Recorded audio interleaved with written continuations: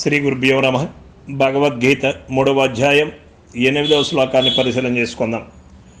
నియతం కురు కర్మత్వం కర్మాజ్యాయో హ్యకర్మణః శరీరయాత్రాప్యతే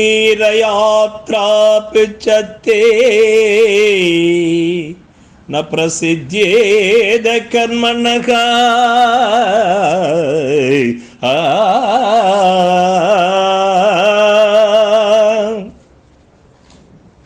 ఎనిమిదవ శ్లోకం 3వ అధ్యాయం ఏం చెప్తూ ఉన్నది? ఓ అర్జున, నీవు శాస్త్రములచే నియమితమైన కర్మను చేయుము. కర్మ చేయకుండుట కంటే చేయుటయే శ్రేష్టము. మరియు కర్మ చేయకపోవుట వలన నీకు దేహయాత్ర కూడా సిద్ధింపనేరదు అని భగవానుడు తెలియచేస్తూ ఉన్నాడు. నేనేమి చేయవలెనో అసందిగ్ధముగా చెప్పుము కృష్ణ, సందిగ్ధంతో ఏమి కూడా నాకు చెప్పవద్దయ్యా అని ఈ అధ్యాయ ప్రారంభములో అర్జునుడు అడిగిన ప్రశ్నకు శ్రీకృష్ణ పరమాత్మ ఈ విధముగా చెప్తూ ఉన్నాడు.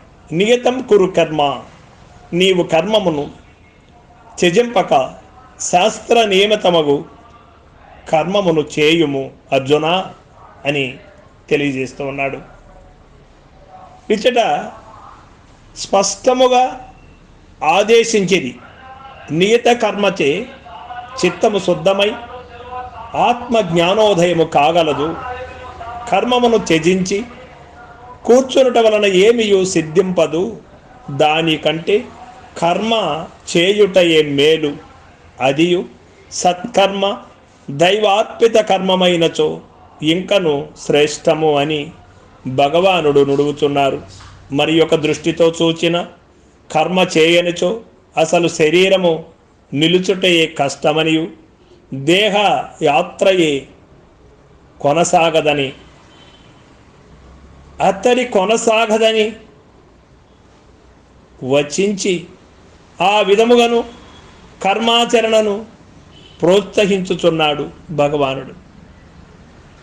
మన వాళ్ళు చాలామంది అంటూ ఉన్నారు, అన్నీ తెలిసినటువంటి వాడు ఊరకే ఉంటాడు, ఏ కర్మ చేయడు, ఏ పని చేయడు, సంసారముతో సంబంధం పెట్టుకోడు, బాహ్య వ్యవహారాలతో సంబంధం పెట్టుకోడు, ఏమీ లేదు అని ఎరిగిన వాడు ఏమీ లేకుండా ఒంటరి వాడై ఉంటాడు అని అంటూ ఉంటారు. ఇది పొరపాటు అని చెబుతూ ఉన్నాడు శ్రీకృష్ణ పరమాత్మ. ఇక్కడ మనిషి కర్మ చేయుటయే ఉత్తమం, కర్మ చేయుట మేలా చేయకుండుట మేలా అనే ప్రశ్న మొదలైనప్పుడు కర్మ చేయుటయే ఉత్తమము, మేలు అని చెబుతూ ఉన్నాడు భగవానుడు.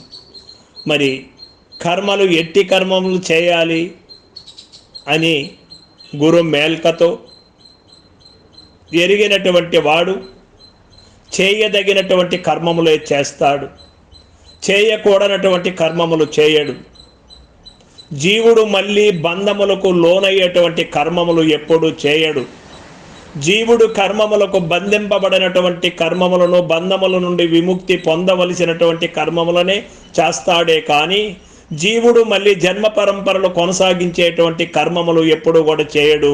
గురు మేల్కను పొందినటువంటి వాడు, గురు మేల్కను పొందనటువంటి వాడు, ఇచ్ఛా మార్గమును ప్రవర్తించేటువంటి వాడు, శాస్త్ర సమ్మతము తెలియకుండా ప్రవర్తించినటువంటి వాడు సొంత కర్మములు నిర్ణయించుకొని జీవుణ్ణి మళ్ళీ బంధములలోకి పెనవేస్తూ ఉంటాడు. మళ్ళీ చావు పుట్టుకలకు కారణము చేస్తూ ఉంటాడు జీవుడిని. కావున నిజంగా జన్మరాహిత్యాన్ని పొందాలి అనుకున్నటువంటి వారు 84 లక్షల జీవరాశులలో శ్రేష్టత్వం మానవుడు అని చెబుతూ ఉంటారే మన పెద్దలు. శ్రేష్ఠుడు ఎప్పుడు అంటే ఈ యొక్క జీవుణ్ణి మళ్ళీ జన్మ పరంపరల వైపు కొనసాగించకుండా ఇక జన్మములు లేకోకుండా చేసుకున్నటువంటి వాడే 84 లక్షల జీవరాశులలో శ్రేష్ఠుడు. అంతేకాని అన్ని జీవులు మాదిరిగానే మైథునం, నిద్ర, ఇవన్నీ కూడా అన్ని జీవులకు, అన్ని ప్రాణులకు ఉన్నాయి. మైథునం నిద్రాహారములు లేనటువంటి ప్రాణి ఏదీ లేదు, అన్నీ ఉన్నాయి. అదే మాదిరిగా నీవు కూడా ఉన్నావు. అన్ని ప్రాణుల కంటే నీవు శ్రేష్ఠుడివి. ఎప్పుడు అంటే గురువు దగ్గర పోయి చేరి సద్బోధలు విని గురు మర్మాన్ని ఎరిగి ఇక జన్మము లేకోకుండా చేసుకున్నప్పుడు మాత్రమే నీవు మానవ జన్మములు శ్రేష్ఠుడివి. జంతునామం ఉత్తమం, మానవ జన్మం నరజన్మం శ్రేష్టమైనది. ఈ నరకులము నుండి గురుకులములేకి చేరి గురుమూర్తి యొక్క కరుణా కటాక్షము చేత నిజమేమిటో తెలుసుకొని నిజ దైవమును తెలుసుకొని ఉన్నటువంటి వాడే నిజమైనటువంటి శ్రేష్ఠుడు అని మనకు తెలియబడుతూ ఉన్నది. సర్వం సద్గురు పాదార్పణమస్తు. జై గురుదేవ.